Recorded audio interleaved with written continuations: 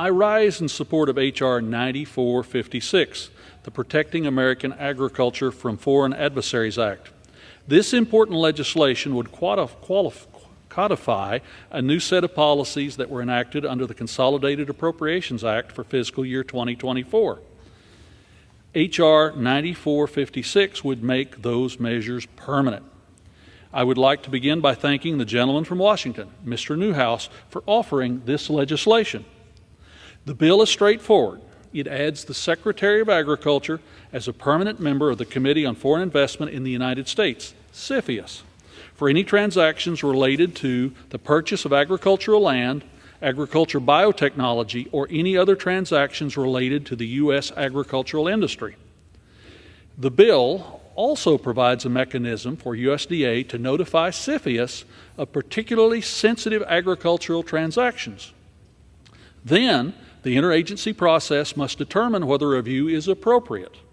This legislation guarantees that the Secretary of Agriculture will have a seat at the table.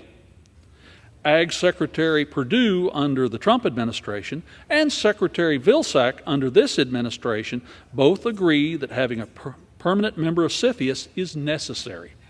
In fact, during the House Agricultural Committee hearing earlier this Congress, Secretary Vilsack discussed the implications of a permanent placement of the USDA Secretary on CFIUS, saying, and I quote, "Being a permanent member will allow us to educate the other members of CFIUS what is important to look for and what to be sensitive to when it comes to agriculture and agricultural production," unquote.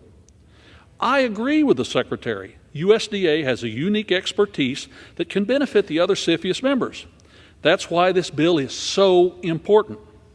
This bill is the combination of two pieces of legislation that received unanimous recorded votes as a part of the Financial Services Committee markup last fall. My legislation, the inclusion of the Agricultural Secretary as a CFIUS member, and my colleague from Missouri, Blaine Luetkemeier's legislation, the USDA referral system, both enjoyed unanimous bipartisan support. In addition, slightly modified versions of these measures were enacted in the FY24 appropriations in March, and I was pleased to see the policies become the law of the land. H.R. 9456 would permanently authorize them rather than rely on the annual appropriations process. The bill focuses the government's limited resources on foreign adversaries, the People's Republic of China, Russia, Iran, and North Korea. It's not about closing off the United States from the rest of the world. For decades, Congress and the executive branch have upheld our country's commitment to an open investment climate. Foreign investment in the United States creates millions of jobs while boosting U.S. exports and expanding R&D budgets.